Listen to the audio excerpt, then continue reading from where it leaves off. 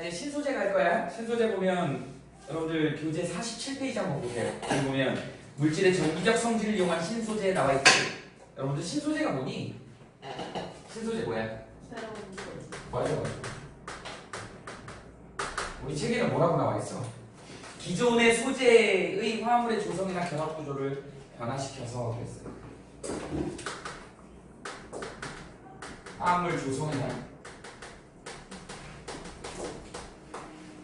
결합 구조를 변화시킨 후에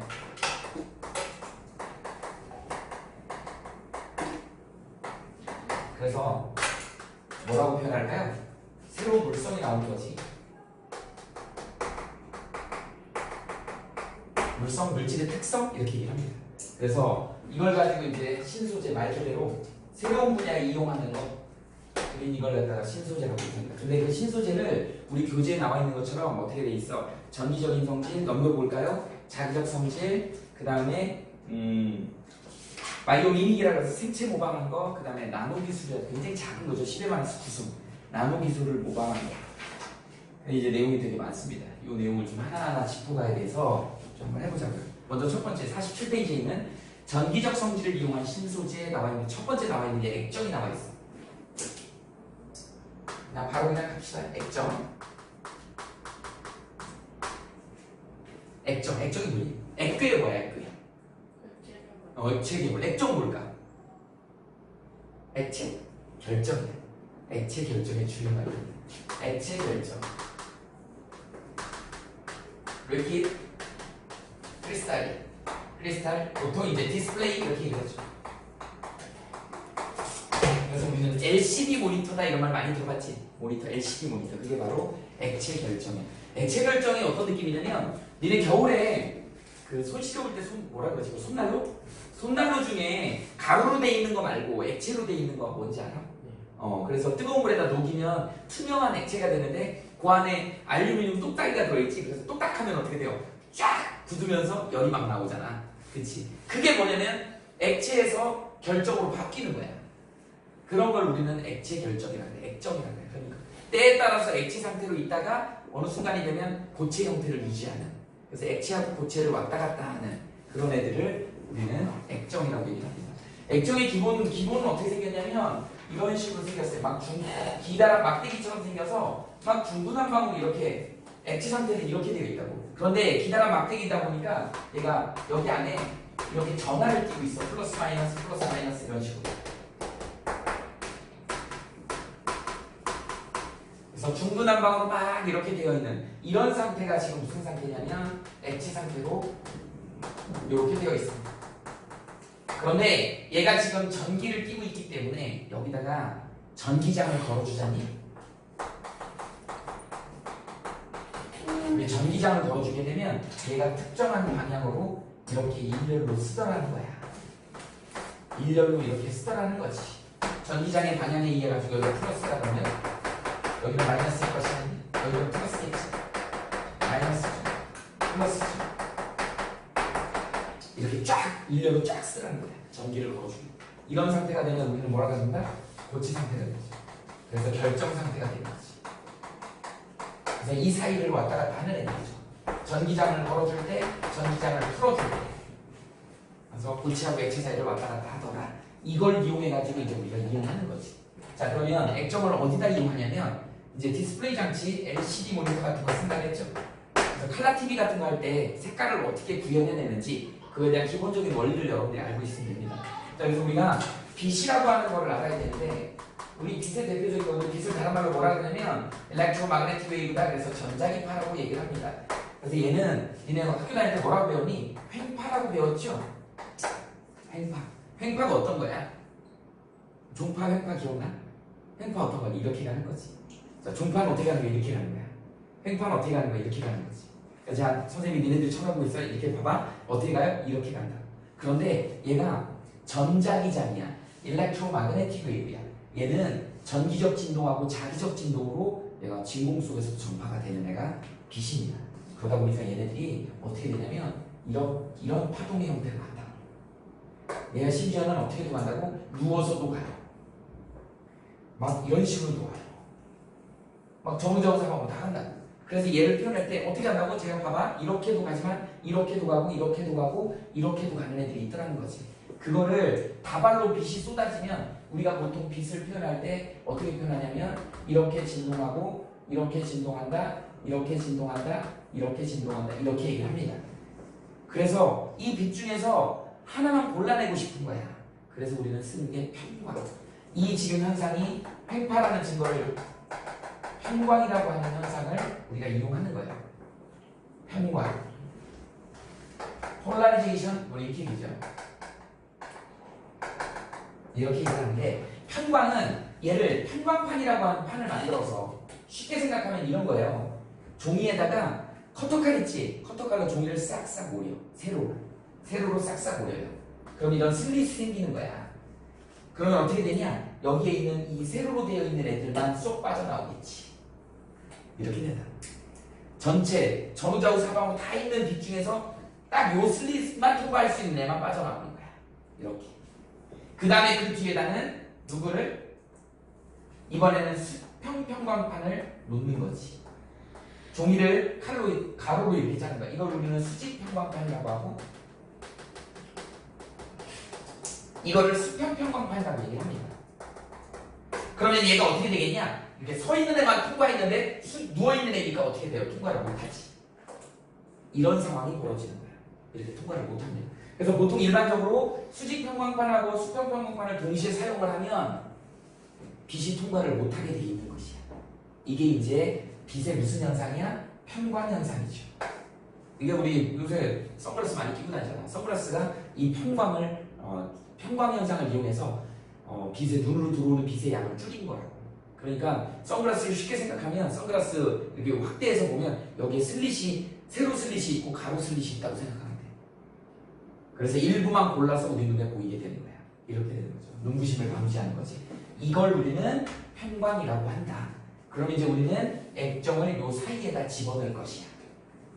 액정을 요 사이에다 집어넣을 것입니다. 자, 그럼 어떤 일이 벌어지는지 한번 볼까요? 자, 빛은 여기 있고요. 우리가 광원이라고 얘기하지. 그리고 여기다가 이제 어떻게 하면 수직 편광판을 넣을 것이야. 그 다음에 여기다가 이제 누구를 넣을 거냐면 액정 물질을 집어넣을 것이야. 그 다음에 여기다 이제 뭐 할 거냐면 수평 편광판을 넣을 것이야. 이렇게 되지. 그래놓고 지금 현재 전압을 걸어주지 않아요. 그러면 여기는 무슨 상태일 거야? 말 그대로 액체 상태로 있겠지. 전압을 걸어주지 않으면 막 중구난방으로 있다고. 그럼 이제 여기다 빛을 쏘면 어떤 일이 벌어지냐면 봐봐. 빛이 갑니다. 이렇게도 가고 이렇게도 가고 이렇게도 가면 수직을 딱 지나면 얘만 통과하겠지. 수직을 지나면 여기만 통과하지. 근데 액정에 있는 애들이 여기가 정신없어 지금. 그러니까 이렇게 통과하는 애들이 한 100개가 이렇게 통과했어. 100개가 이렇게 통과했는데 그 중에 몇 개는 안에 정신없는 애들이 부딪히겠지. 그럼 부딪혀서 휘어져요. 이렇게. 심지어 휘어져서 눕는 애들이 생긴다고. 그러다 보니까 전압을 걸어주지 않을 때 분명히 이렇게 통과했던 애들 중에 몇 개 중에 이렇게 눕는 애가 생긴다는 거지. 그래서 통과를 하더라는 거야. 빛 중에서 이제 그런 빛들이 통과를 하는 거죠. 빨간색 빛이든 파란색 빛이든 초록색 빛이든 빛의 3원색 중에 이게 통과하게 되는 거야. 그래서 전압을 걸어주지 않을 때는 통과하는 애들이 있더라는 거야. 전압을 걸어주면 어떤 일이 벌어질까요? 전압을 걸어주면 얘가 뭐가 된다고? 액정이 된다고. 결정이 돼버린다고. 고체 상태가 돼버린다고. 액정이라고 하지 말고 고체라고 합시다. 극단적으로 고체라고. 그럼 여기 안에들이 이제 얘네들이 어떻게 될까? 아주 일렬로 쫙 배열하겠지. 그럼 봐봐. 이렇게 통과한 애들이 일렬로 쫙 배열하니까 그거 어떻게 이게 틀어질 수가 없잖아. 그러니까 나가다 보니까 수평을 통과해 못해. 못하더라는 거야. 그래서 얘는 통과하지 못하더라는 거야. 아이고. 얘는 통과하지 못하더라는 거야. 이렇게 된 겁니다. 그래서 여러분들은 이 액정에서 제일 중요한 건 여기만 중요하다. 요게 제일 중요하다. 이렇게. 전압을 걸어주지 않으면 통과하는 애가 있더라. 전압을 걸어주면 통과 전혀 못하더라. 왜? 그 안에 액정이 일렬로 쫙 쓰기 때문에. 그랬을 때 얘네들이 이제 통과하고 못하고 이 한 세트를 우리는 뭐라 그러냐면 화소라 그래. 우리 픽셀이란 말 들어봤죠? 그래서 이 화소 픽셀은 RGB를 한 세트로 놓은 거야. 니네 RGB 뭔지 알죠? 레드, 그린, 블루잖아. 그래서 빛의 3원색을 얘기하는 거죠. 그래서 얘네들 중에 전압이 걸려가지고 통과하지 못하는 애가 있고 전압이 걸리지 않아서 통과하는 애가 있어. 만약에 전압이 어디에 걸리지 않아? 얘네들이 걸리지 않아갖고 얘네들은 통과하고 얘는 전압이 걸려가지고 통과하지 않으면 얘네 둘의 색깔이 섞일 거 아니니? 그럼 무슨 색으로 보이는 거야? 노란색으로 보이는 거지. 레드하고 그린이 섞이면 노란색으로 보이는 거야. 왜? 블루가 통과하지 못했기 때문에. 이런 화소들이 많으면 우리 500만 화소, 800만 화소, 750만 화소 이렇게 얘기하잖아. 이런 애들이 많으면 어떻게 되는 거야 이제? 갈라티비나 이런 거에 선명도가 선명한 거지. 이렇게 결정을 짓는 거야. 더 자세히 할 필요는 없을 것 같아요. 이 정도까지 여러분들이 액정의 특징만 이해하면 된다. 전압을 걸어줬을 때 일정한 배열을 갖더라. 그것 때문에 편광현상이 이걸 휘어지지 않죠. 통과를 못하더라. 전압을 걸어주면 통과 못하고 전압을 걸어주지 않으면 통과하더라. 그 세트가 화소다. 그 화소에 따라서 색깔을 구분할 수 있다라고 하는 게 액정 이름 됐죠. 액정 끝났습니다. 47페이지. 그래서 온도계, 전자계산기, 고화질 텔레비전 뭐 이런 거에 액정을 쓰는데 휴대전화에도 액정을 쓰죠. 근데 요새는 막 니네 휴대전화 쓰다 보면 자꾸 떨어뜨려갖고 액정 깨트리잖아. 아니 그게 액정이야. 걔는 편광이야. 편광 현상을 이용한 겁니다. 넘겨봅시다. 자, 그 다음 나오는 게 이제 뭐예요? 반도체가 나오죠. 반도체 굉장히 중요하죠.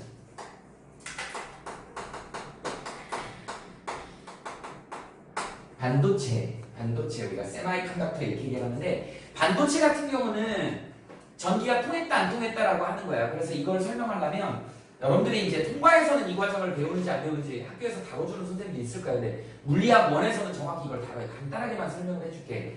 이게 이제 우리가 고체의 전기 전도도를 따질 때는 우리가 밴드 시어리라고 하는 띠이론을 배웁니다. 나중에 물리학 1에 가서 배우긴 해요. 띠이론을 선생님이 잠깐만 좀 소개를 해볼게. 여러분들 고체는 어떤 특징을 갖고 있어? 밀도가 액체나 기체에 비해서 큰 편이지. 여러분들 고체는 밀도가 큽니다. 밀도가 크다는 의미가 어떤 의미를 갖고 있냐? 원자핵이 따닥따닥 붙어있다는 뜻이야. 그럼 그 원자핵 하나당 전자들이 다 있어요.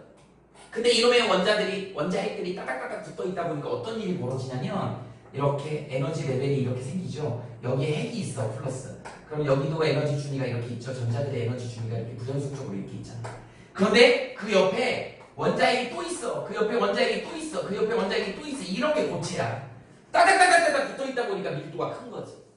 각각의 에너지 레벨이 다 이렇게 조금씩 차이가 다 있네. 다 조금씩 차이가 이렇게 있네. 이러다 보니 얘 전자들이 있는 위치가 불연속적으로 있어야 되는데 얘네들이 붙어버리더라는 거지. 이렇게. 그래서 마치 띠처럼 보이더라는 거야. 연속된 띠처럼 보이더라는 거지. 이걸 우리는 띠이론이라고 얘기를 합니다. 그리고 이 하나를 갖다가 뭐라고 한다? 띠라 그러고 이 안을 갖다가 들여다보면 사실은 이 안을 들여다보면 다 어떻게 돼 있어? 불연속적인 애들이 뭉쳐있는 거야. 그래서 불연속입니다. 그런데 멀리서 보면 따닥따닥 붙어있는 한 띠처럼 보이는 거야. 에너지 준위가 다 달라. 다 다른데 에너지 간격이 되게 좁기 때문에 저기에 있는 전자들은 거기서 왔다 갔다 마음대로 할 수 있어요. 그 띠 안에 들어가면 전자들이 마음대로 왔다 갔다 할 수 있는 거예요. 이런 상황이 벌어지는 걸 우리는 뭐라고 한다? 띠이론이라고 얘기한다. 이 띠이론을 가지고 이제 설명할 때 도체, 부도체, 반도체를 설명할 수 있는 거야. 그러면 여기다 도체를 한번 써볼까요? 도체 대표적인 애가 금속이지. 여러분들 금속의 핵심적인 애는 누구죠? 자유전자 때문에 전기가 되게 잘 통하죠. 그래서 우리가 에너지 그래프를 이렇게 그려봅시다. 에너지함. 그래서 도체는 어떻게 생겼냐면 이런 띠가 붙어있어. 이렇게 붙어있어요. 그래서 우리 얘를 뭐라 그러냐면 원자가 띠라 그래. 여기를 전도띠라 그래. 이런 용어가 나옵니다. 이렇게. 그래서 도체는 이 띠가 붙어있어요. 이렇게. 아까도 얘기했지만 이 띠 사이에는 이렇게 들어있다니까. 불연속적으로 따닥따닥따닥 이렇게 들어있어요. 그런데 원자가띠는 원자에 소속되어 있는, 그래서 원자가띠에는 속박된 전자라는 표현을 쓸 것이야. 얘는 해방된 전자죠. 원자로부터 각자의 원자로부터 해방된 전자들이야. 그래서 이걸 우리말로 뭐라 그래요? 자유롭다. 그래서 자유전자라고 하는 거야. 이게 바로 금속이야. 그래서 얘 때문에 전기가 되게 잘 통하는 거야. 차이는 뭐냐면 여기로 언제든지 올라갈 수 있어. 전도띠로 무조건 전자가 올라가면 우리는 걔를 뭐라 그런다? 자유전자라고 그런다. 얘는 절대 0도 이상이면 무조건 전자가 저기 올라가 있어. 그러니까 전기가 잘 통해. 금속은 그래서 계속 전기가 잘 통하는 거야. 절대 0도부터 시작해. 얘네 절도 0도면 어떤 상태니? 모든 분자나 원자, 이온 이런 것들이 올스탑이야. 그러니까 절대 0도에 도달할 수 없다 이런 표현을 쓰지. 그 이후부터는 어떻게 된다? 전자들이 전부 다 전도띠로 올라갈 수 있는 거야. 그러면 자유전자야. 그래서 금속이 전기가 되게 잘 통하는 거예요. 그래서 우린 그런 애들 도체라고 얘기를 하는 거예요. 그래서 이 원리를 설명한 게 바로 띠이론이다. 그럼 이제 그 중간에 뭐가 있을까요? 부도체가 있죠. 이제 물리에서는 부도체라고 안 하고 뭐라고 한다? 전기가 안 통하는 절연체다 이렇게 표현해요. 그래서 절연체 같은 경우는 어떻게 돼 있냐면 얘가 원자가띠가 여기 있으면 전도띠가 너무 멀리 있어. 이렇게. 우린 이 사이를 뭐라 그런다? 띠틈이라고 해요. 또는 뭐 띠간격 이렇게 얘기하지. 여기가 너무 높아가지고 올라갈 수가 없어요. 이런 거를 금지되어 있다. 전이가 금지되어 있다. 뭐 포비든되어 있다. 이런 표현을 쓰죠. 그래서 여기도 원자가띠고 여기 전도띠죠. 일단 전기 전도성을 우리가 따지는 거니까. 전기 전도성을 따지는 거니까. 올라갈 수가 없기 때문에 여기로 올라갈 수 없으면 자유전자가 생기지 않는 거니까 전기가 안 통하는 거야. 그래서 절연체. 이유는 뭐예요? 이 틈이 너무 넓어서 에너지로 올라갈 수가 없다는 거야. 자, 이번에는 우리가 지금 배울 애는 반도체. 반도체는 통했다 안 통했다인데 이거에 딱 중간이야. 반도체는 여기가 이제 원자가띠가 이렇게 있는 것이고 여기 이쯤 있는 것이에요. 전도띠가. 어때요? 조금 만만해 보이지 않냐? 여기가 이 틈이 이 띠틈이 조금 만만해 보이죠? 이런 걸 이제 허락됐다 또는 허용됐다, allowed 되어 있다 이런 표현을 씁니다. 그래서 여기에 이제 원자가띠에 있는 속박된 전자가 에너지를 조금 받으면 좀 흥분해서 전도띠로 올라가겠지. 그래서 일부 몇 개가 올라간다고. 그러려면 에너지가 필요하기 때문에 여기 일단 올라가면 우리는 얘를 뭐라 그래? 자유전자라고 하고 자유전자가 생기면 어때요? 전기가 통하는 거지 그때. 그런데 얘랑 비교해보면 자유전자 숫자가 얘가 훨씬 많은 거지. 그래서 금속이 잘 통하는 거고 얘는 어떤 조건이 필요해요? 절대 용도에서는 안 돼. 절대 용도에서는 올라갈 수 있는 애가 없습니다. 어느 정도에서 올라온다? 실온 정도 돼야 된다. 보통 우리가 실온이 25도잖아. 25도면 얼마니 절대 온도로? 298K 정도 됩니다. 얘 0K잖아. 0K에서는 너무 온도가 낮아서 못 올라간다고. 실온 정도 돼야지 몇 개 올라가야 돼. 그래서 전기가 통했다 안 통했다 그걸 이용해. 그래서 이걸 이용해갖고 뭐 스위칭 시스템을 만들고 그 다음에 기억 소자 같은 걸 만들어서 우리가 반도체로 활용을 하는 거야. 이게 그래서 반도체의 기본 원리입니다. 됐어요? 이 반도체의 대표적인 애가 자연 반도체로 뭐가 있어요? 실리콘 있죠. 규소. 그 다음에 germanium이라고 하는 이런 애들이 자연 반도체. 이걸 우리가 순수 반도체라고 해요. 자연 반도체, 순수 반도체. 얘네들은 이 띠틈이 좀 넓은 편이야. 그래서 얘를 갖다가 실생활에 이제 우리가 신소재로 이용하기 위해서. 얘는 자연이니까 신소재 아니잖아. 얘는 자연에 그냥 있는 애잖아. 얘를 끄집어 와가지고 신소재로 만들어야 될 거 아니니. 그래서 반도체의 신소재가 이제 뭐가 나오는 거야? 불순물 반도체가 나오는 거야.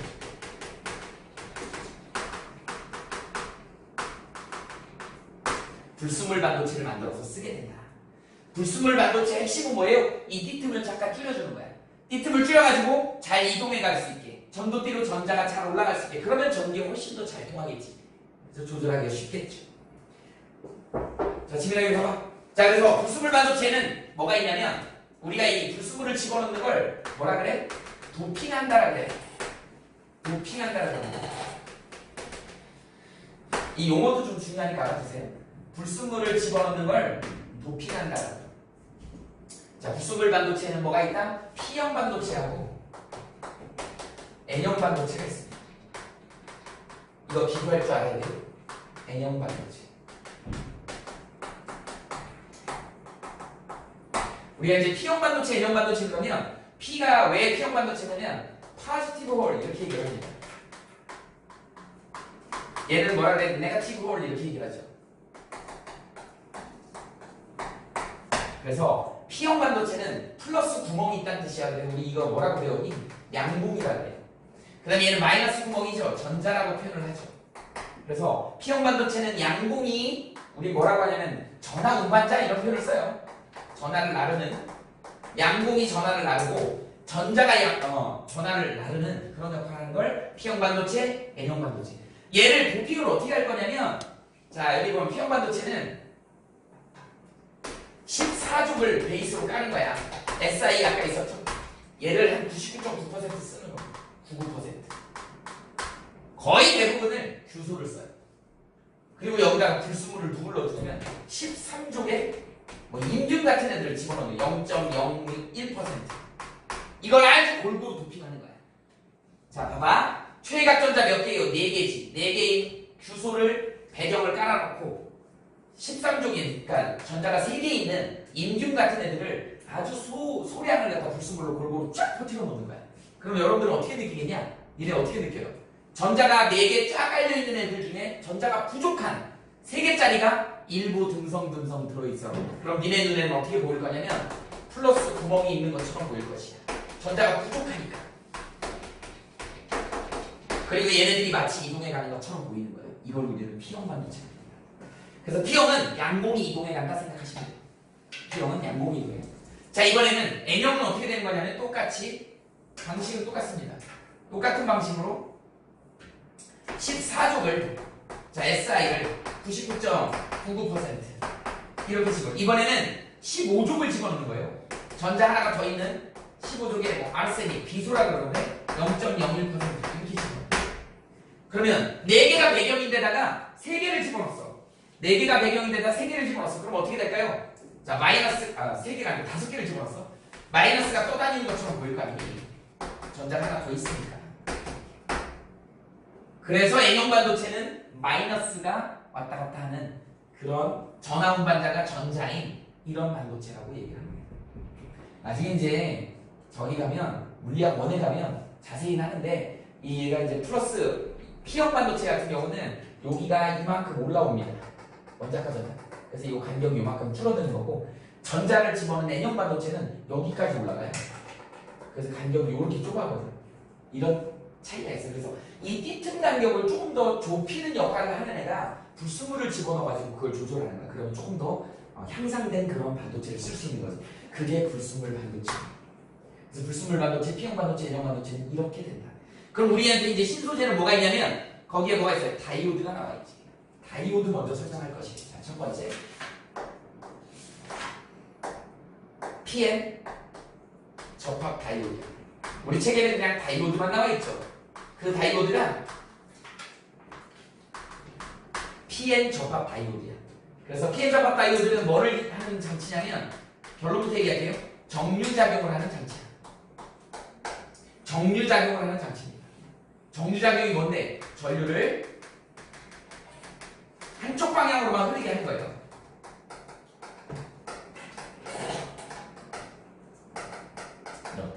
전류를 한쪽 방향으로만 흐르는 거예요.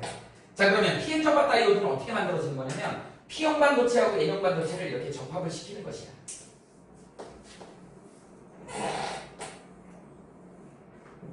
이렇게 접합을 시킵니다. 여기가 P형 반도체고 여기가 N형 반도체. 그리고 우리는 이걸 접합면이라고 하고 여기다 이제 회로를 연결하는 거예요. 회로를 이렇게 연결하죠. 자, 그 다음에 여기다 이제 전구를 하나 이렇게 연결하지. 이렇게 됩니다. 그리고 이제 여기에다 이제 어떻게 하면 니네 외워야 됩니다. P형이지요. 플러스죠. 그래서 회로를 연결할 때 건전지를 긴 거를 여기다 연결해. 짧은 거 여기다 연결하고 스위치 이렇게 연결해. 니네 회로에서 긴 게 플러스라는 거 알지? 이렇게 돼 있습니다. 그래서 플러스는 플러스에다 연결해야 되고 마이너스는 마이너스에다 연결해야 되는 거야. 자, 그럼 어떤 일이 벌어지냐면 P형에는 뭐라 그랬어요? 여기에 플러스가 들어있죠. 플러스 양봉이 들어있지. 여기는 마이너스 전자가 들어있네요. 이렇게 스위치를 닫았네요. 그럼 어떤 상황이 벌어지냐? 전자 여기다 공급되고 플러스 얘네들이 서로 좋아하잖아. 움직이잖아. 만나야죠. 마이너스 1로 가죠. 접합면에 모이잖아. 플러스 이렇게 가죠. 자, 이동할 수 있는 누가 이동한다 그랬어? 전자가 1로 이동합니다. 우리는 뭐가 중요해? 전류죠. 전류는 이렇게 흐르지. 그럼 불이 여기 켜지겠지. 이렇게 된다. 그래서 항상 P형하고 플러스, N형하고 마이너스 이렇게 연결해야지 전류가 흐르는 것이야.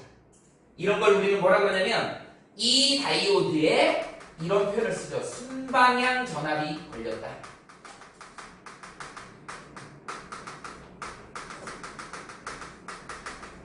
이렇게 표현하는 거야. 순방향 전압이 걸렸다. 그럼 전류가 잘 통해서 전구에 불이 들어오더라. 이걸 회로에서는 어떻게 표현하냐면 이런 식으로 표현하죠. 이렇게 표현합니다. 화살표를 이렇게 해가지고 시커멓게 칠해줘. 그래서 화살표 뾰족한 부분으로 전류가 이렇게 흐르는 거야. 한쪽 방향으로만 흐르게 돼 있는 거예요. 반대로는 흐를 수가 없다. 이런 장치를 우리는 뭐라 그래? 정류작용, 정류장치. PN 접합 다이오드라고 얘기를 하죠. 그러면 순방향이 있으면 역방향도 있겠지. 역방향은 안 흐르겠지. 역방향 그림을 한번 그려볼까요? 자, 어떤 게 역방향이냐면 PN 접합 다이오드가 이렇게 있어요. P형. 자, N형이 이렇게 있습니다. 자, 여기 이제 도선을, 자, 회로를 꾸겨봐. 이렇게 해서. 이번엔 여기가 짧고 여기가 길어. 스위치. 플러스 마이너스. 어떤 상황이 벌어질까요? 여기 전구가 있다 그래요. 어떤 상황이 벌어질까요? 얘 닫으면, 스위치를 닫으면 플러스 1로 와버리네. 마이너스 1로 와버리죠. 요 접합면 사이가 멀어져 버리잖아. 저기 안 통해. 이런 경우를 우리는 뭐라고 한다? 역방향 전압이 걸렸네. 이렇게 얘기를 한다는 거야. 여기는 불이 안 켜진다고. 그래서 전류가 안 흘러요. 이렇게 되는 걸 우리는 뭐라고 한다? PN 접합 다이오드의 정류작용이라고 합니다. 그래서 얘 같은 경우 우리 여기 돼지콧구멍 있잖아요. 우리 집으로 들어오는 이 전기는 어떻게 들어오냐면 교류로 들어온다고 해서 플러스 마이너스 이렇게 들어온다고. 플러스 마이너스 1초당 60Hz니까 60번 반복하는 거야. 이렇게 들어와요. 근데 여기를 정류장치로 통하면 어떻게 되겠니? 이렇게만 된다고. 지금 누가 여기 충전해 놓고 있는데 여기 충전기 요거 요게 바로 뭐야? 이 다이오드 여기에 들어있어요. 왜 그러면 교류를 직류로 바꿔야 되겠지. 이렇게 되어 있습니다. 그래서 이렇게 바뀐다. 플러스로만 골라내는 거야. 마이너스는 골라내버려. 그래서 직류로 바꾼다. 교류를 직류로 바꾸는 역할을 하는 거 우리는 뭐라고 그러나? 정류장치라고 얘기를 합니다. 됐죠? 그 다음에 이걸 이용해가지고 이제 뭐 할 거야? 자, 이제 PN 접합 다이오드 했으니까 이제 똑같은 현상이야. 똑같은 거를 이용한 발광 다이오드라는 게 나옵니다. 요새 많이 쓰이죠. 그래서 발광 다이오드 한번 해볼까요? 우리말로 번역해놓은 거잖아요. 원래 발광 다이오드가 뭐냐면 이렇게 된 거야. Right. 에미팅 다이오드예요. 뭐니? 줄여봐봐. 다이오드지. 앞 글자만 따면 L, E, D죠. 니네가 알고 있는 LED 모니터, LED 간판, LED 형광등 이런 것들 전부 다 뭐야? 발광 다이오드를 이용한 거야. 발광 다이오드인데 똑같이 우리 배웠던 뭐라고요? PN 접합 다이오드하고 똑같은 것이야. 원리가 똑같습니다. 방금 전에 설명한 그 내용하고 똑같은 내용이야. 그럼 PN 접합 다이오드 한번 그려볼까요? 어떻게 생겼냐면 아까 했죠? 이렇게 생겨갖고 이쪽에다 P형 반도체를 붙이고 N형 반도체를 이렇게 접합해서 자 회로를 구성해 봅시다. 이렇게 생겼다 그랬지. 자 똑같은 거 플러스 긴 거 짧은 거 이렇게 해서 스위치 이렇게 연결하고 자 아까랑 틀리게 전구가 없는 거야. 전구가 없는 거예요. 자 그럼 여기 스위치를 닫았어. 닫았더니 어떤 일이 벌어져요? 여기 이제 마이너스가 접합면으로 몰리죠. 플러스가 접합면으로 몰리지. 이렇게 된다고. 그럼 전자가 어떻게 이로 넘어간다고. 전류는 어떻게 이렇게 흘러야 된다고. 그래서 이런 경우는 우리는 뭐라 그런다고요? 순방향 전압이 걸린다.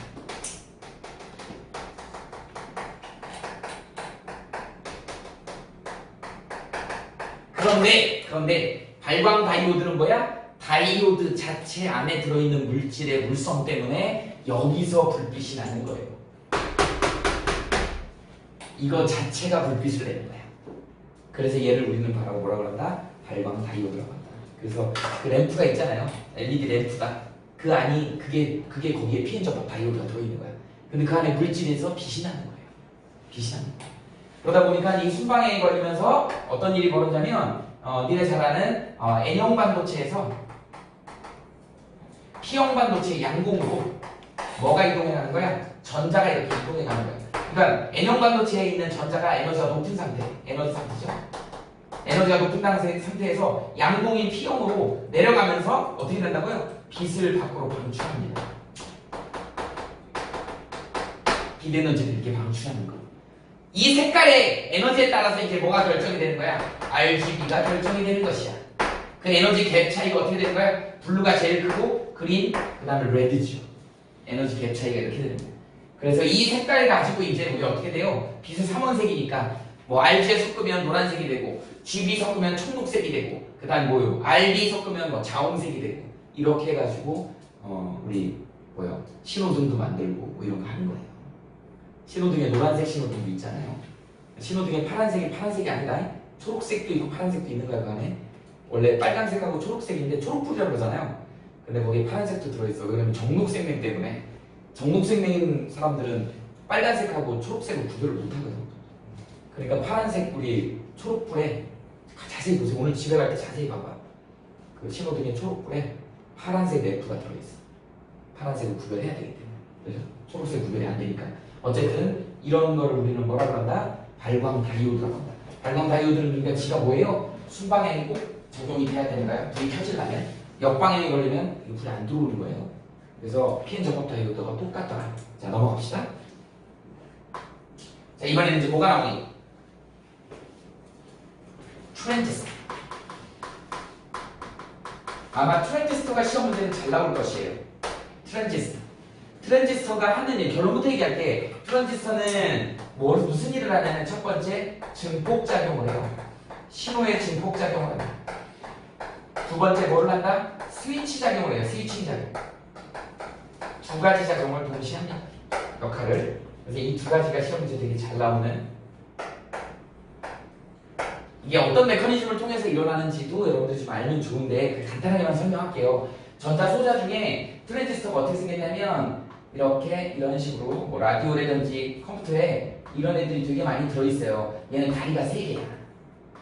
니네 잘 아는 뭐 컨덴서라든지 뭐 저항은 이렇게 핫도그처럼 생겼죠? 이런 애들은 이렇게 다리가 2개잖아. 근데 트랜지스터는 다리가 3개예요. 그래서 여기에 이미터, 베이스, 컬렉터라고 하는, 이름 써줄게. 이미터라고 그러고 얘는 베이스라고 그러고 얘는 컬렉터라고 하는 이 단자가 3개가 이렇게 있어요.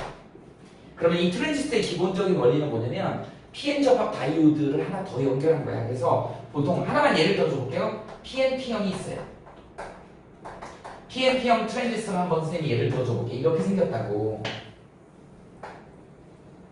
가운데에 이렇게 생겼다고요. 그래서 여기에 P형을 놓고 여기다 N형을 놓고 또 P형을 접합한 거야.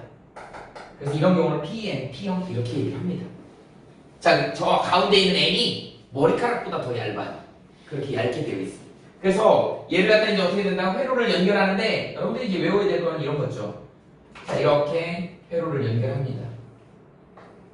그런데 이쪽은 항상 전기가 잘 통해야 되니까 순방향으로 연결해야 돼. 그래서 순방향은 P가 긴 거니까 짧은 거 이렇게 연결합니다. 그 다음에 이쪽은 전기가 안 통해야 돼. 역방향으로 연결해야 돼. 그래서 여기도 긴 거, 짧은 거, 긴 거, 짧은 거. 근데 꽤 전압을 높게 줍니다. 건전지를 여러 개 뽑죠. 이렇게 기본 구조예요. 그래서 항상 왼쪽에 이쪽은 순방향으로 하고 이쪽은 역방향. 야, 순방향 어떻게 흐르겠냐? 이쪽에 되면 이 접합면에 전자들이 몰리겠지. 여기에 양공이 몰리겠죠. 그래서 지금 전기가 이쪽으로 찔끔찔끔 잘 흐르고 있어. 순방향에서. 그런데 문제는 뭐냐면 이쪽은 지금 어떤 일이 벌어진 거니? 전압이 엄청 세게 걸렸는데 역방향이야. 여기가 마이너스가 들었어. 그리고 어떻게 되겠냐? 양공이 이쪽으로 몰리겠지. 잔뜩 몰리죠? 잔뜩 몰리지. 너무 많이 몰려. 너무 많이 몰렸어. 너무 많이 몰렸어. 너무 많이 몰렸어. 너무 많이 몰렸어요. 왜? 전압이 세기 때문에. 상대적으로 여기에 있는 전자들도 엄청 많이 몰려있지. 얘로 인해서. 근데 이 간격이 생겨갖고 아직 통과하지는 못하죠. 근데 전압이 너무 세다 보니까 어떻게 되는 거야? 금방 막 댐이 무너질 것처럼 물이 찰찰 차 있는 거야. 니네 네덜란드 소년 알지?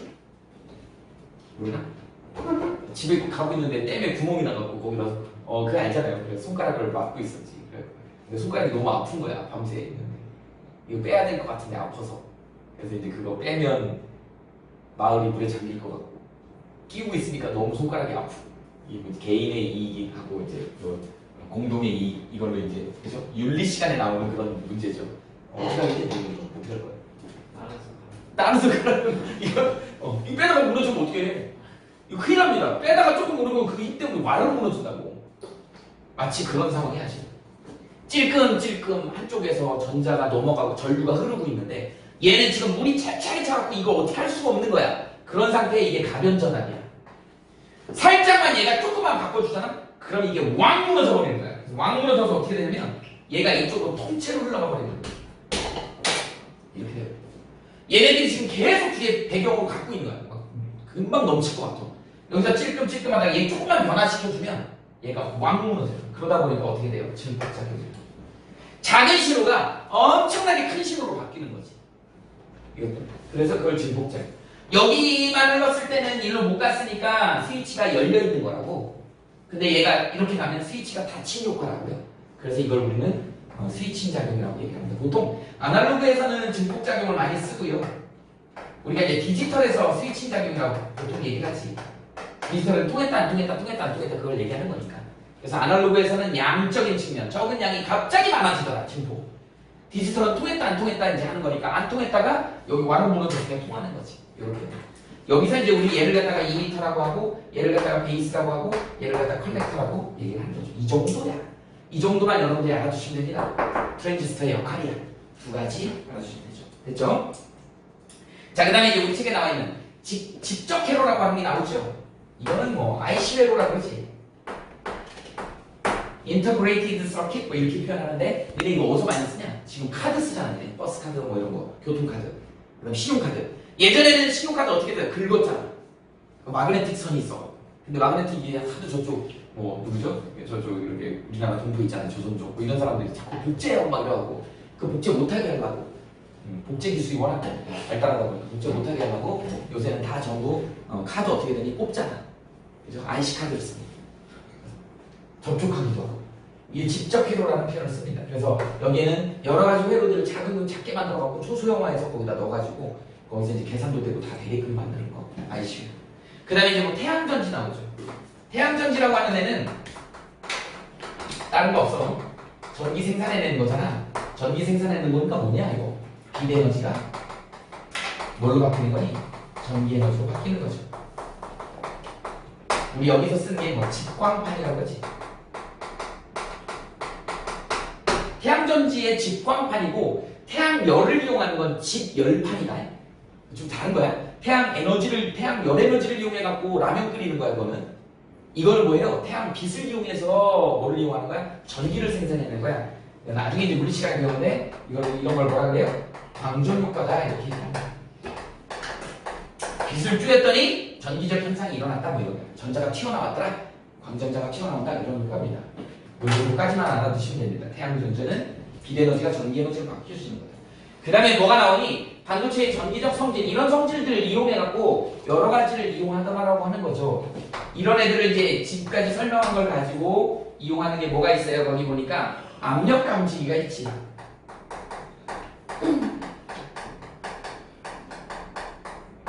압력 감지기가 있습니다.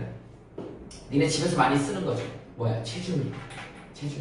체중계 이렇게 바늘 있는 거는 용수철로 되는 거고 디지털로 나오는 거 있지? 유리처럼 생겨갖고 그래서 그 위에 딱 올라가면 어떻게 돼요? 얘가 눌린다고. 눌리면 거기서 전기가 생겨요. 전기가 많이 생기면 거기 이제 체중이 높은 거지. 예전에 9시 뉴스데스크에 나온 적이 있었는데 어느 유치원인데 그 유치원은 전기요금 고지서를 보여주는 거야. 기자가 갔는데 전기요금이 거의 안 나와요. 뭐 몇천 원이야. 그 큰 시설이 몇천 원밖에 안 나와. 이거 어떻게 된 거냐고. 그랬더니 이제 유치원 안을 보여주는데 별로 다른 거 없어. 애들이 열심히 놀아요. 근데 알고 봤더니 그 유치원을 처음 만들 때 이 벽이나 바닥이나 이런 데다 전부 다 앞전소자를 깔아놓은 거야. 앞전소자라고 하는 건 뭐냐면 눌리면 전기가 생기는 거야. 얼마 전까지만 해도 우리 전부 다 터치 방식의 그런 동사무소나 이런 데 가면 뭐 뽑을 때 이렇게 눌러가지고 하는 거가 전부 다 앞전식이었어. 누르면 전기가 발생해. 그러다 보니까 오래 쓰면 거의 온도 파이지. 지금 니네 쓰는 스마트폰은 정전기 방식이야. 누르는 게 아니고 그냥 마찰전기, 뭐 정전기 이런 걸로 하는 거거든. 그래서 조금 있어 날씨 추워지면 어떻게 되니? 장갑도 그런 장갑 나오지. 손가락 끝에 이 검지손가락에 이렇게 장갑 끼고도 이렇게 하면 되는 거. 이게 정전기 방식이기 때문에. 근데 옛날에 불과 얼마 전까지만 해도 얘는 혹시 아몰레드 폰이라고 들어봤니? 그 아몰레드 폰이 누르는 방식이었어. 누르면 전기가 발생해서 그걸로 우리가 이렇게 하는 거야. 그러니까 그 유치원은 이놈의 애들이 그냥 하루 종일 뛰어노는 거야. 뛰어노니까 그게 눌려가지고 거기서 전기가 만들어지고 그 전기로 쓰니까 전기요금이 안 드는 거지. 걔네는 밥도 그걸로 하고 불도 그걸로 키고 다 그렇더라고. 애들의 에너지를, 운동 에너지를 뭘로 바꾼다? 전기 에너지로. 이게 압력 감지기야. 압력이 눌리면 거기서 전기가 발생하더라. 그걸 압전소자라고 해요. 이런 거 되게 많이 이용되고 있어요. 자동차 바퀴에도 이게 있어. 그래서 공기 압력이 떨어지면 그걸 감지해가지고 공기압이 떨어졌습니다. 바퀴에 못이 박혔습니다. 이런 얘기를 한다고요. 자, 그 다음에 두 번째 뭐가 있냐? 우리 책에 뭐 나와 있니? 빛을 받은 이게 아까 그거죠. 광전 효과를 이용하는 거죠. 우리 다른 말로 뭐라 그러죠 이거? 광 센서라고 하죠. 니네 집에 다 있다고. 아침에 문 열고 나오면 어떻게 돼요? 신발 신으려고 딱 하면 불 탁 켜지잖아. 옷방 같은 데 이렇게 들어가면 불 탁 켜지죠? 그게 바로 사람을 감지해가지고 센서. 엘리베이터 앞에 가면 자동문, 엘리베이터 문도 켜지고 뭐 이런 거. 좀 저기 한데 가면 우리가 누르지 않아도 딱 가면 벌써 거기 불이 딱 들어와요. 그래서 누르면 되죠. 이런 것들이 광 센서다. 그 다음에 세 번째 뭐가 나오니? 이거는 뭐라고 이름이 나와 있냐? 레이저빛 방출하는 거? 이건 광통신 뭐 이런 거 되겠죠. 그냥 너무 잘 아는 거니까 넘어갑시다. 그 다음 네 번째 뭐가 있냐? 전기 전도도를 증가시키는 거? 이게 이제 뭐야? 반도체죠, 반도체. 반도체 이용하는 거지. 대표적인 게 뭐라고요? CPU라고 하죠. Central Processing Unit. 그래서 중앙 처리 장치라고 하죠. 컴퓨터의 제일 핵심 부품이지. 근데 얘가 이제 너무 집적돼 있다 보니까, 안으로 몰려 있다 보니까 이게 데이터 처리하는 과정에 열이 많이 발생하잖아. 그래서 이 열을 없애야 되는 거죠. 그래서 팬이 있잖아. 그래서 컴퓨터 키면 이상한 소리 나잖아. 돌아가는 소리. 그게 팬이야. 열을 식히고. 이런 것들이 전부 다 뭐야? 전기적인 성질을 이용하는 것들이다. 그래서 전기적인 성질은 요 정도. 그래서 여러분들은 뭐 알면 되냐면, 선생님이 시험 문제 낸다 그러면 아마 액정하고 그 다음에 발광 다이오드 또는 PN 접합 다이오드 그 다음에 트랜지스터 정도, 그 정도 나옵니다. 그래서 그런 것을 문제 나오면 풀 수 있어야 돼. 자, 그 다음에 49페이지 봐봐. 자기적 성질을 이용하는 거야. 자기적 성질을 이용하는 거야. 그래서 자기적 성질을 이용하는 것 중에 제일 먼저 나오는 게 부분이 초전도체. 이 초전도체는 시험에 꼭 나오죠. 초전도 현상을 여러분들이 이해하고 있어야 됩니다. 이 초전도체라고 하는 게 정확하게 뭐냐면 우리가 보통 이렇게 얘기를 해요. 슈퍼 세마이컨덕터 이렇게 얘기하는데, 이걸 우리말로 번역한 게 초전도체예요. 슈퍼, 초월하다 이런 뜻이지. 그래서 초전도체는 그래프 하나를 정확하게 이해하시면 됩니다. 이거 그래프 시험 문제 되게 잘 나오죠. 이쪽이 온도다. Y축이 뭐냐면 전기 저항이야. 어떤 고체 물질이 전기 저항이 있다가 갑자기 어떻게 된다? 어떤 특정 온도에서 전기가 툭 떨어지면서 저항이 툭 떨어져. 0이 돼버려. 우리는 어디가 포인트냐면 여기가 포인트야. 여기서 초전도 현상이 일어나는 거야. 그래서 이 온도를 우리는 뭐라 그런다? 여기 이 전기 저항이 바로 여기 딱 되는 이 순간의 온도를 임계 온도라고 얘기해요. 임계점, 임계 온도. 이 임계 온도 이하에서, 이하의 이 부분 있죠? 이 부분에서 초전도 현상이 일어나는 거야.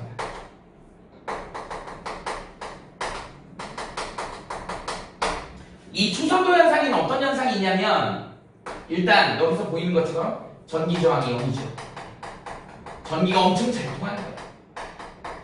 그러다 보니까 열도 발생 안 하지. 그런 특징을 보이죠. 또 어떤 특징이 있냐면 마이스너 효과라는 효과가 나와요. 마이너스 아닙니다. 마이스너야. 마이스너 효과. 마이스너 효과는 뭐냐면 자기장 착폐 효과가 그래. 쉽게 얘기하면 자석이 그 위에서 붕 뜹니다. 반대극이 생겨. 우리 이런 걸 뭐라 그러냐면 반자성이 생긴다 이렇게 얘기해요. 그러니까 N극이 있으면 N극이 생겨버리잖아요. 그래서 붕 떠요. 생체들이 다 그래. 개구리도 그래서 실험할 때 보면 개구리 올려놓으면 개구리가 붕 떠요. 그래서 이런 걸 가지고 이용한 게 이제 뭐냐면 얘네 잘 아는 자기 부상열차지. 그래서 여기 보면 전기 저항하고 열 발생이 잘 안 일어나는 걸로 이제 뭘 할 수 있냐면 고압 송전선에 같은 데 이용할 수 있죠. 열이 발생하지 않고 손실되지 않으니까 손실 전력을 줄일 수 있죠. 열로 발생하지 않으니까 이런 효과에 탁월하죠. 이게 이제 고압 송전선을 이용할 수 있고 마이슨 효과로 이용될 수 있는 게 이제 여기에 자기장이 엄청 세게 발생할 거니까 자기장 발생하는 걸로 이제 뭐를 만들 수 있냐면 니네 자기장 이용하는 의료기구 뭐 있죠? MRI? 우리가 핵자기 공명 영상장치라고 하죠. 여기에 자기장이 엄청 많이 세게 달려요. 그래서 여기 들어갈 때는 목걸이나 아니면은 뭐 시계, 그 다음에 스마트폰 갖고 들어가면 큰일 나면 다 망가져요. 문제 생겨요. 이게 자기장으로 땡기는 거거든요. 그래서 진짜인지 아닌지는 모르겠지만 옛날에 그 조폭 아저씨들이 문신했잖아요. 지금은 문신의 재료가 식물성 해나인데 옛날에는 그게 색깔을 나타내는 거. 뭐 잉어나 뱀 이런 거 만들려면 용 이런 거 만들면 색깔이 들어가야 되잖아. 그 색깔을 나타내는 게 중금속이 많았어요. 중금속, 크롬, 니켈, 카드뮴 색깔이 없거나 코발트 뭐 이런 애들 다 금속이잖아. 그러니까 그런 걸로 진피에다 이렇게 그림을 그려놓은 거거든. 그러니까 이런 사람들이 MRI 검사하러 들어가면 난리 나겠지. 자기장으로 끌어당기니까 금속이 들떠버리는 거죠. 피부가 다 들떠가고 아파갖고 지금 너무 잘해. 엄청 자기장이 세게. 이런 거냐면 몸 안에다가 추적자, 트레이서라고 하는 추적자를 방사성 동위원소를 집어넣는 거야.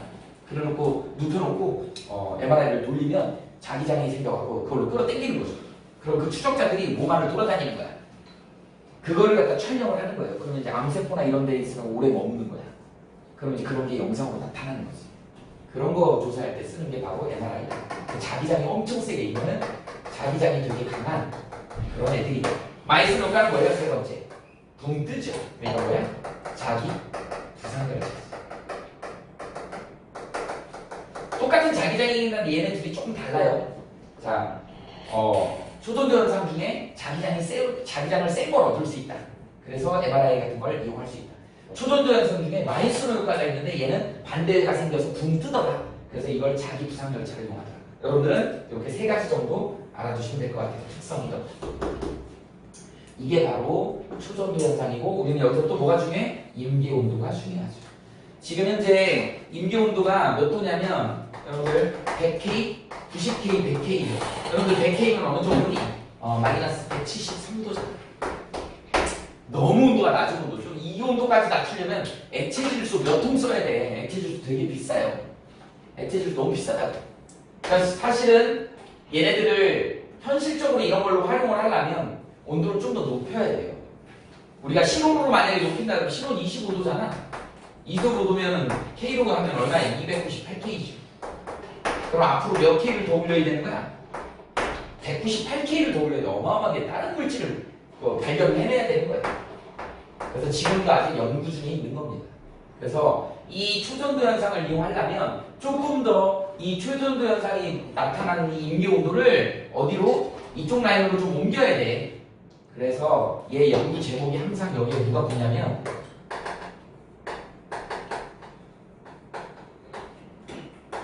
이렇게 붙는 거야. 하이 템퍼러처 슈퍼 세미컨덕터 이렇게 나옵니다.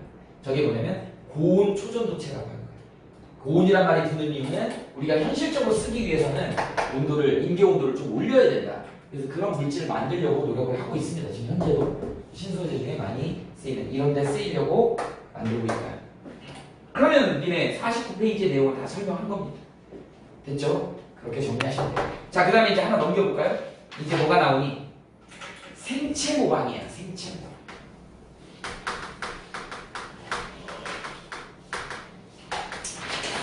얘 여기 뭐라 그러냐면 생체 바이오 미믹 이렇게 얘기해요. 미믹 그러면 뭐 좀 비슷하게 생긴 뭐 이런 뜻이야. 생체 모방 기술이라고 얘기를 합니다. 니네 그 로버트 로버트가 아니고 그 뭐라 그러지? 휴머노이드 그다음에 또 뭐 있죠? 뭐 여러 가지 지진 같은 거 일어났을 때 막 탐사하는 그런 로봇 만드는 로봇 공학자 중에 유명한 사람이 있는데 데니스 홈 알죠? 미국 캘리포니아 공대가 아닌데 그 사람 옮겼다고 그랬는데 책에서 그렇던데 하여튼 무슨 유명한 공과대학의 로봇공학자야. 근데 그 사람이 지금 만드는 게 원래는 휴머노이드를 만들었어요. 근데 요새는 이제 그런 재난재해구역에 들어가서 사람이 못 들어가는데 들어가는. 그러다 보니까 얘네들이 이제 관절이나 이런 움직임이 되게 좋아야 되잖아요. 그죠? 그러다 보니까 이제 얘네들이 주로 이제 쓰는 방식이 어디냐면 자연계에 존재하는 애들 중에 동물 중에 절지동물이 있어. 거미, 개미 이런 애들의 관절의 움직임을 따져. 사람도 굉장히 견고하게 잘 만들어진 거야. 그래서 사람하고 똑같은 그런 관절 구조를 갖는 걸 우리 휴머노이드라고 해서 사람하고 똑같잖아. 그래서 저기 과학관 가면 걔네들이 막 단체로 막 걔네 칼군무 추잖아. 같이. 근데 그거 추다 보면 꼭 하나가 망가진 애가 있어. 일부러 망가뜨린 것 같아. 시선 끌려고. 다른 애들 다 춤 막 추고 있는데 걔 혼자 딴짓하잖아요. 그래서 재밌게 그렇게 해놨는데 그거 전부 다 실제로 살아있는 동물이나 이런 거에 비슷하게 만들어가지고 모방을 한 거죠. 이걸 우리는 바이오미믹이라고 하죠. 신소재에서도 이 바이오미믹이 되게 많습니다. 우리 책에 예로 나와 있는 것들. 그 중에 이제 첫 번째 나와 있는 게 이제 거미가 나오죠. 거미줄이지. 스파이더맨. 거미줄. 거미줄의 그 거미줄 성분이 그냥 폴리아마이드 성분이야. 아마이드라고 하죠.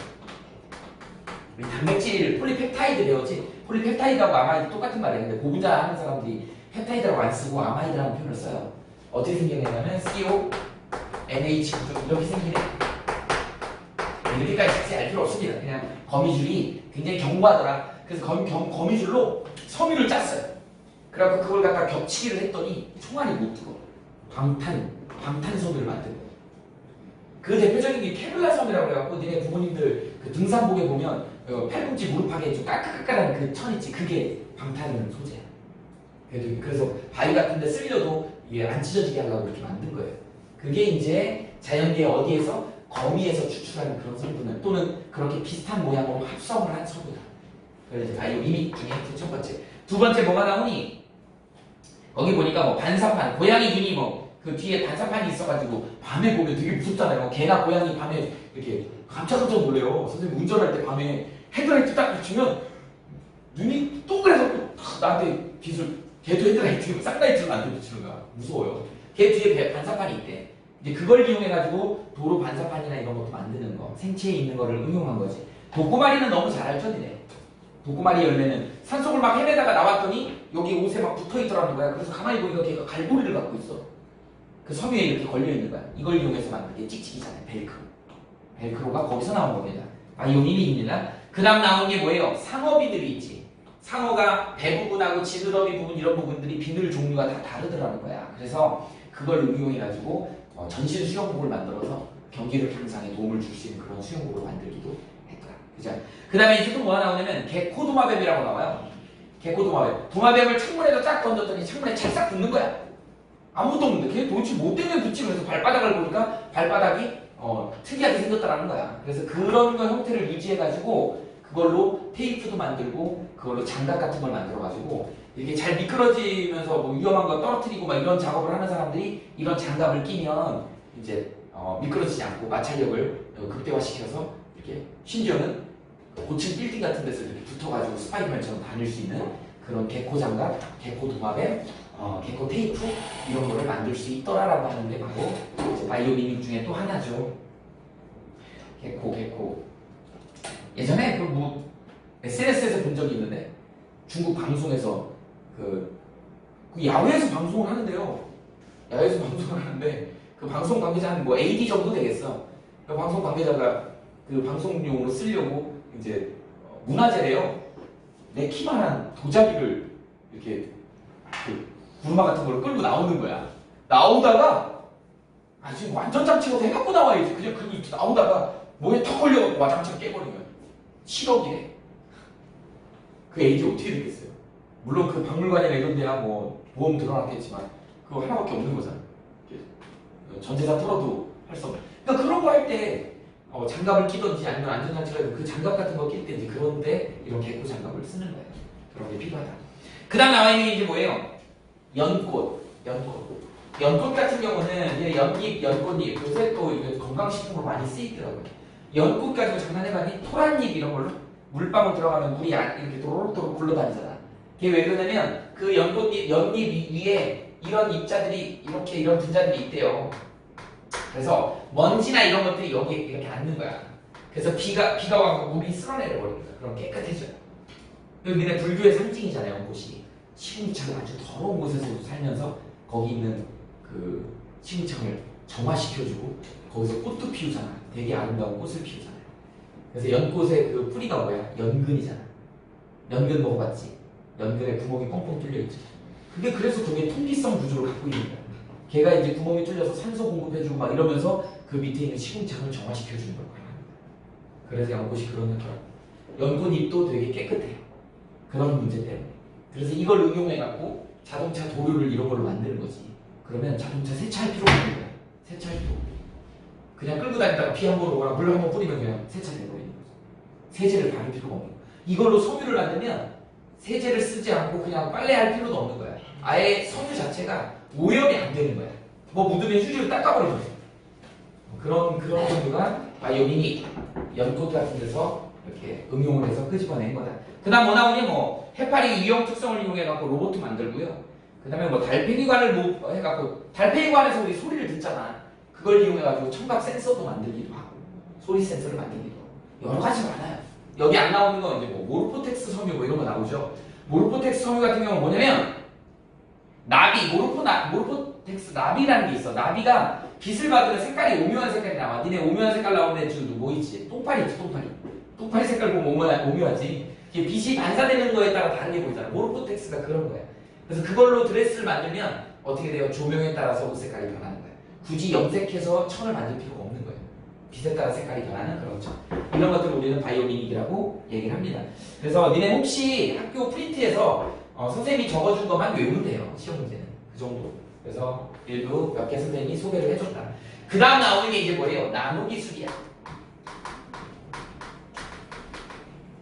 나노 기술을 이용한 신소재입니다.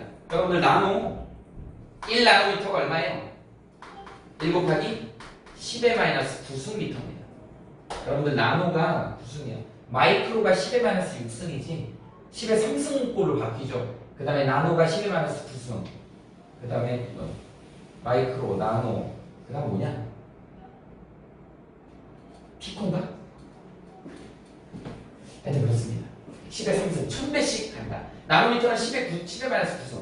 한때 니네 혹시 은나노라고 들어봤니?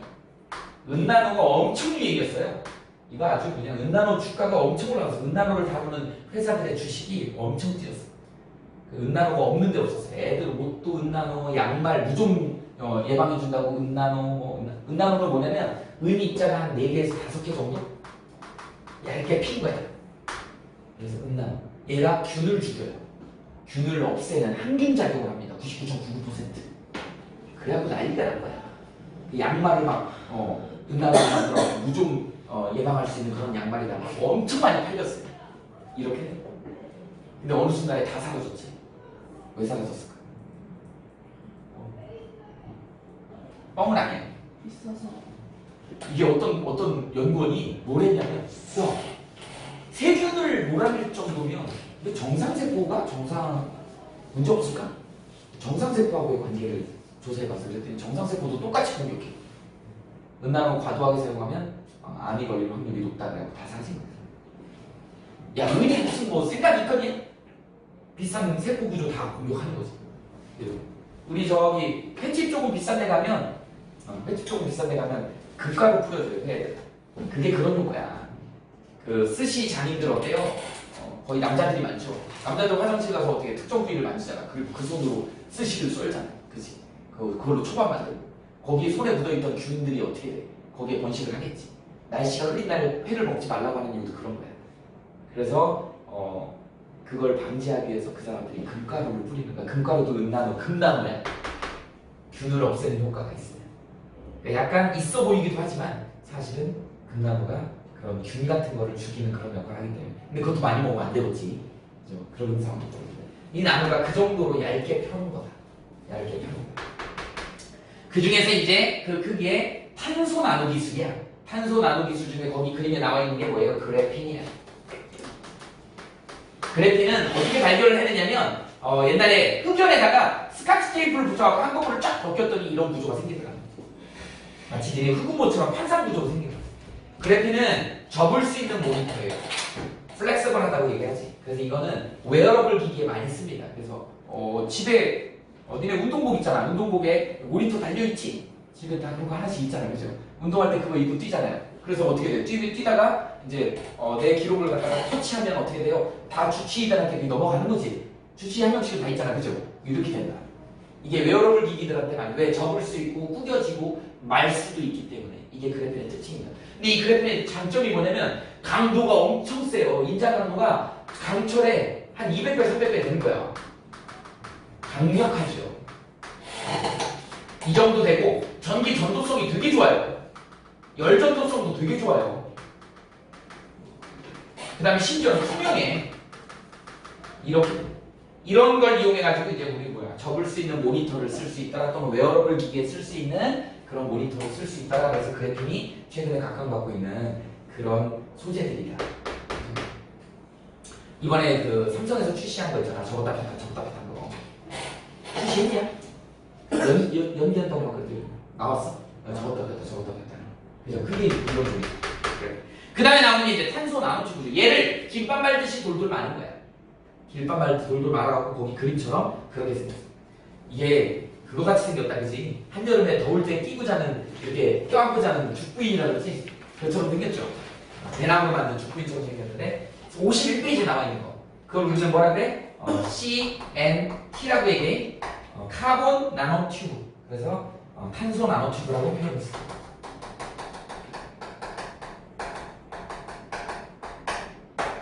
그래서 얘도 역시 뭐예요? 속이 텅 비어있잖아. 그래서 되게 가볍습니다. 밀도가 작아요. 그래서 얘는 전기도 되게 잘 통해. 강도도 세. 그래서 얘는 뭘로 쓰려고 하냐면 고압 송전선을 쓰려고 합니다.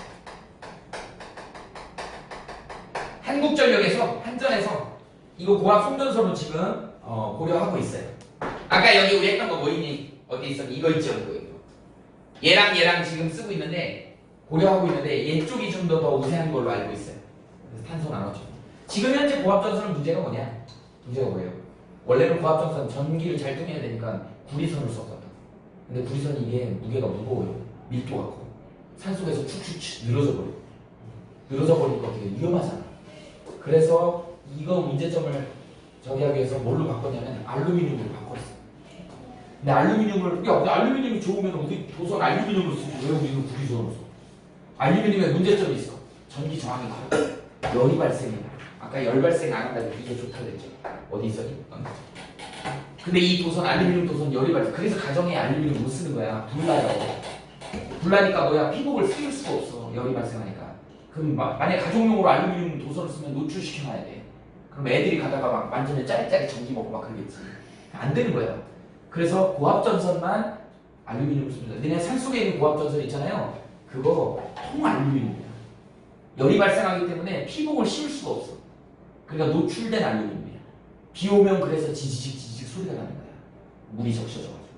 그러니까 전자파가 얼마나 세나 보겠냐. 그래서 어떤 철탑이 있었는데 그 마을 위로 철탑이 지나가.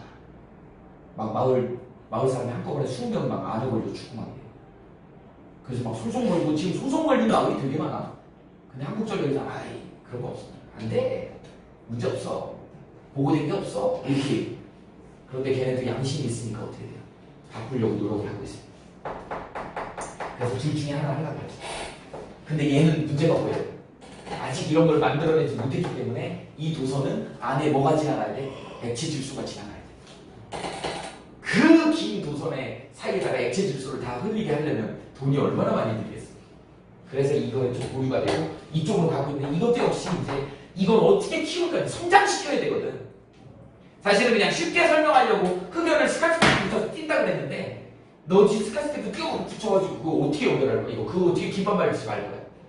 그거 힘듭니다. 실제로 이제 이거 만드는 기술에는 여러 가지 기술이 있는데 이게 증식이라고 해야 되니? 증식시키는 기술이 있어. 근데 그걸 증식시켜가지고 그 고압전선의 그 기기를 만든다는 것도 쉽지 않은 일이에요.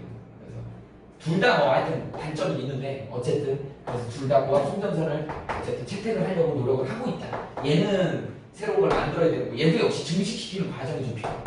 그걸 우리는 나노 기술이라고 얘기를 한다. 51페이지 보면 나와 있죠? 거기 보면 흑연을 갖다가 껍데기를 한꺼풀로 벗겨갖고 그걸 돌돌돌 마르면 그게 이게 되더라. 그걸 완전히 공으로 만들면 뭐가 돼요? 이거 혹시 들어봤니? 플러렌이라고 하는 C60짜리 축구공이에요, 축구공.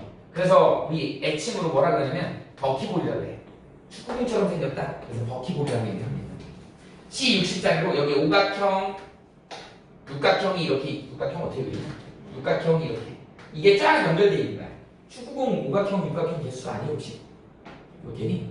수학 시간에 안 그러네? 어쨌든 그렇게 연결이 되어 있습니다. 그래서 축구공하고 똑같이 생겼어요. 물론 C90짜리도 있고요, C72짜리도 있어. 이런 플러렌도 있어요. 근데 얘네들의 특징은 속이 텅 비어 있어. 밀도가 작죠. 그래서 속에다가 금속 같은 거 이렇게 옮길 때 또는 약품 같은 거 속에다 이동시켜서 옮길 때 이럴 때 사용하는 또는 전기 재료기도 하고 반도체 재료로도 많이 쓰이죠. 얘네는 기본적으로 다 탄소가 전부 다 이렇게 원래 14족인데 탄소가 결합을 3개밖에 안 해요.